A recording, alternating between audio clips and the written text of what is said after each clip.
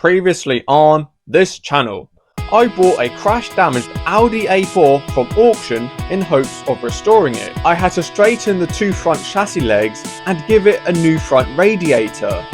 But now it's time to put it all back together. And in this video, I hope to get this car complete to an extent.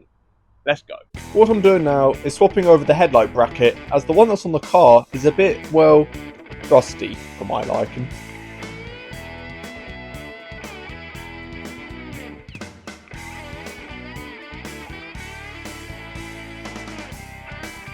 With that swapped over, I can now put in the main headlight bracket. This is the one where the headlight actually sits on. And can you believe it? I actually had to pay for the headlight washer separately.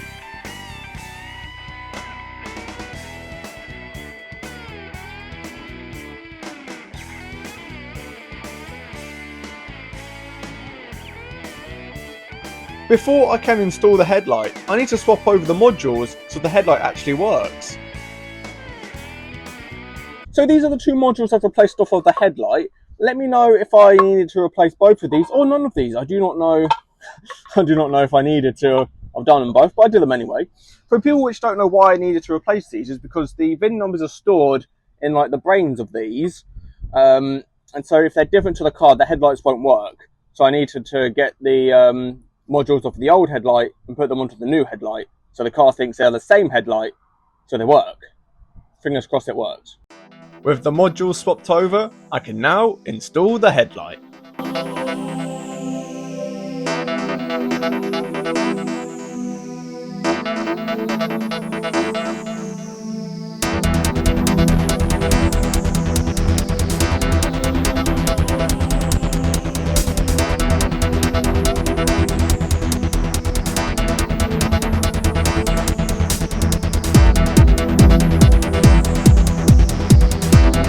And that is the new headlight installed. I can't do the same for this side because I don't have the bracket yet. Fingers crossed I get that before the end of the video. But if you go back over to this new headlight, it's all in all the, come underneath, all the electrical connectors and the, I can't remember which wire it is. I think it's this one here. So this one here, where it goes into this thing, which is like a, washy light for the headlight. But yeah, that's all really good, really happy with that. The headlight itself is a little bit wobbly because the frame section down here is missing. That will be hopefully installed in this video. Now, the original headlight I bought was actually a halogen headlight, whereas these are the xenon headlights. They are upgraded. They're about 2 to 3 times stronger than the halogen headlights. For people that don't know, the halogen headlights actually look differently, so I couldn't have used them at all. They would look stupid. But for people which are buying Audi headlights, that is something to consider. Now, cars horns, a very basic piece of technology.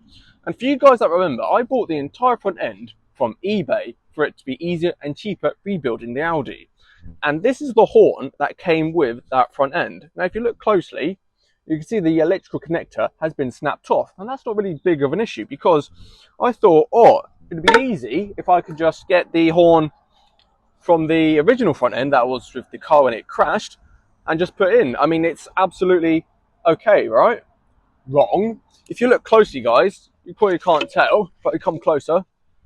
That is like a lot smaller than that. I don't know if you can tell on camera, but basically this won't fit through the hole that's you need to screw it in. Now, for people which are technically gifted, you could drill it through, make the hole bigger, but I don't have those tools. So what I had to do is buy another one to fit it in. Now, this puzzled me so much because all three have the same part number. But even when I was looking online, there's still some with the bigger nuts, I don't know what you call them, and there's some with the smaller ones. So it was like, what? Oh well, let's just screw it in. Probably going at it from the entirely wrong angle.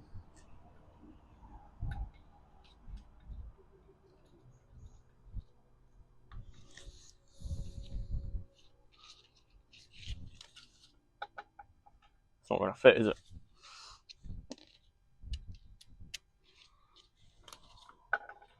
Nope.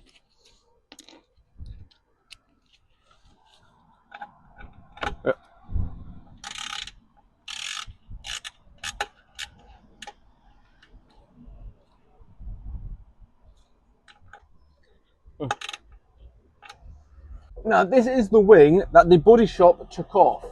Now what I'm interested in is this frame section. It looks bent and battered, but we need it, so I'm going to take it off and hopefully it still fits on the car okay.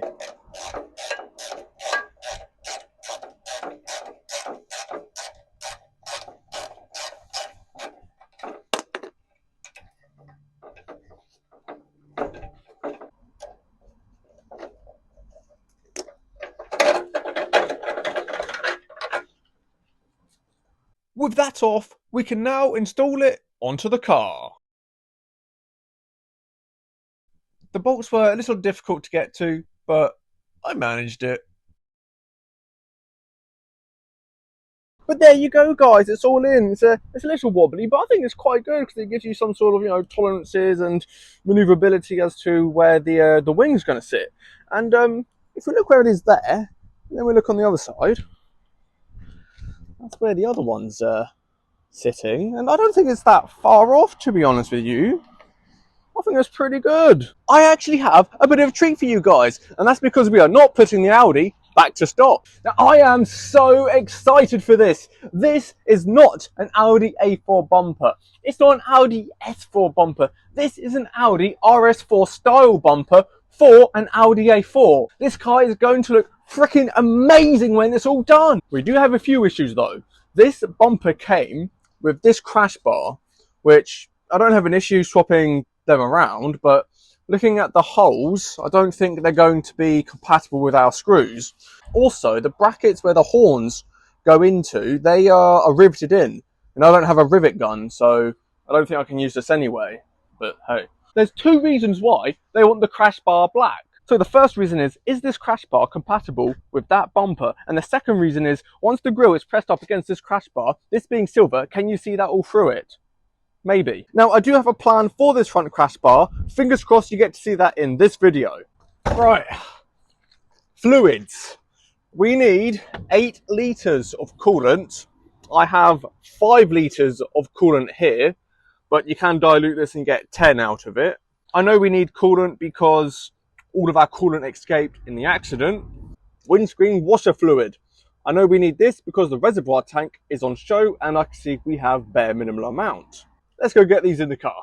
The coolant cost me this much, and the windscreen washer fluid cost me this much. First up, windscreen washer fluid goes in.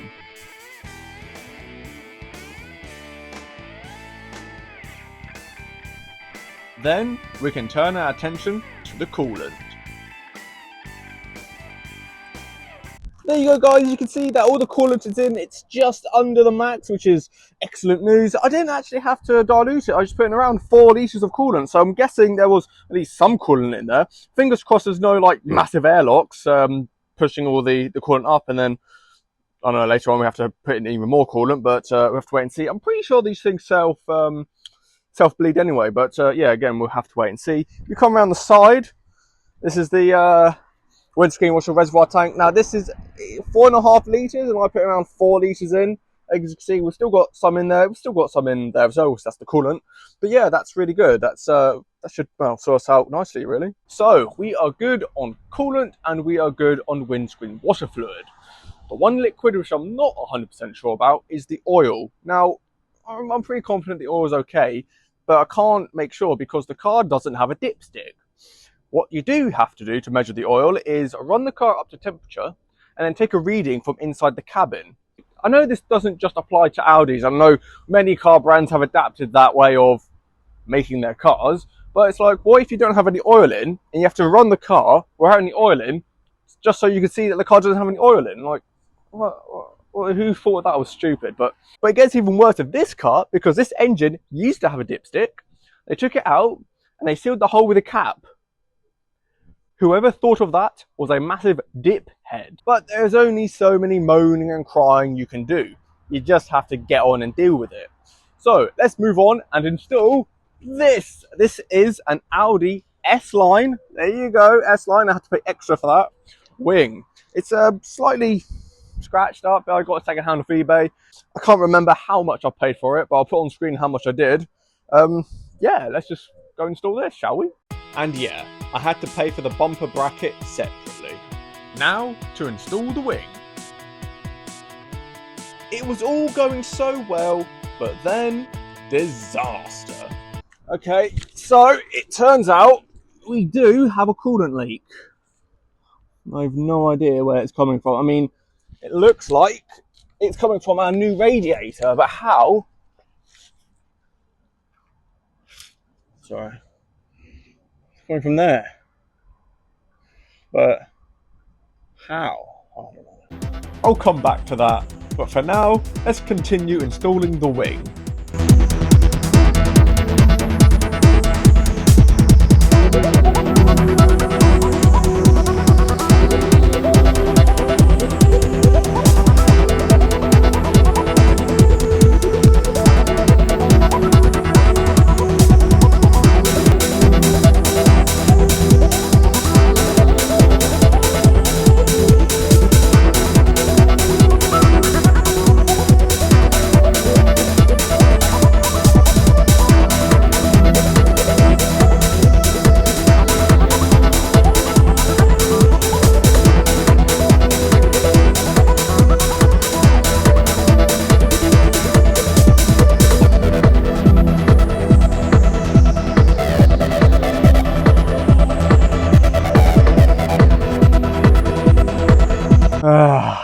I have made another mistake buying this wing.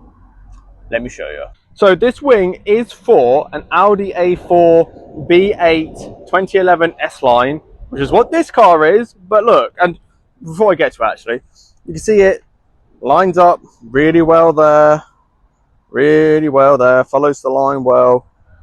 If I was a bit better at lining up body panels, this headlight does go into there, but these things are different, because if you look behind it, they've got these like spikes. You probably can't tell because the camera's not focusing, but they're supposed to go into these holes. But my spikes are like, one's here, and I've got a hole, and I've got another spike here. But these three lines, hole things, don't match the spikes. So yeah, something the body shop can sort out, but yeah, that means this car isn't going to be lining up properly. Actually, looking at the passenger wing, it's the same. So it might be the headlight bracket which is different. I mean, I don't know, dude. Nothing goes right in this video. So there you have it, guys. The wing. I don't know why it's not focusing, but there you go. The wing is on. It's looking good, except for obviously the headlight part. It's quite close to the door, but maybe, does it hit? No, it doesn't hit. So I mean, the line's not, it's not perfect. Yeah, I don't know why, but it is what it is. So I think I can get, well, I'll get the body shop to line it up properly. It's better than what I did with the Volvo build. Yeah, nothing lined up there, but to be fair, the chassis was slightly bent on that. But yeah, if we put the bonnet down, move away. Yeah, it's coming along better. It's a bit better, isn't it? I would put the front bumper on so you guys can get like a better look, but we'll sort out the crash bar first, which is not looking likely in this video, but we have to wait and see. So it's been a couple of days since the footage that you guys have just seen, and I don't know if you guys could tell, but I was very disappointed and very deflated seeing all of the coolant drip out of the front like that. But like I say, it's been a couple of days. I've had time to think about it. I've slept on it, and I really shouldn't be disappointed, to be honest with you, because it's what these cars are like. You can do everything right, and something still goes wrong. So I'm not as disappointed as I was, which is great. But then I thought, let's not end the video there. Let's end the video on a high, and let's install this. This is the wheel arch liner the body shop took off. I know it's a very basic thing, but you know, I want to end the video on a high. I want to be positive. We're very nearly there with this build. We've got to keep going. Let's go. Not really too much to say about this part. It all went through okay.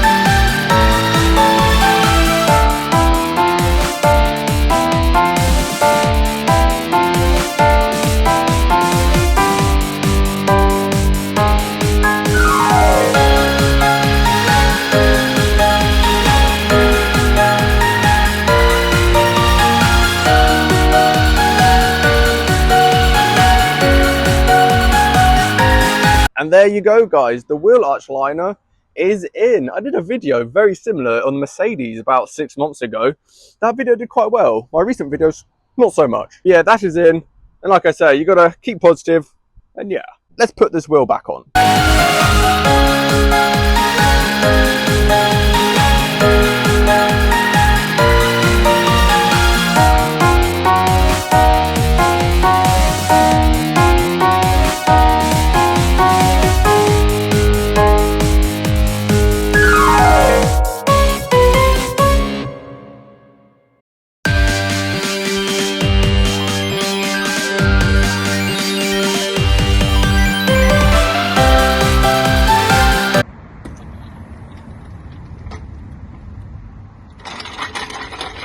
So the wheel arch liner is in, which is brilliant.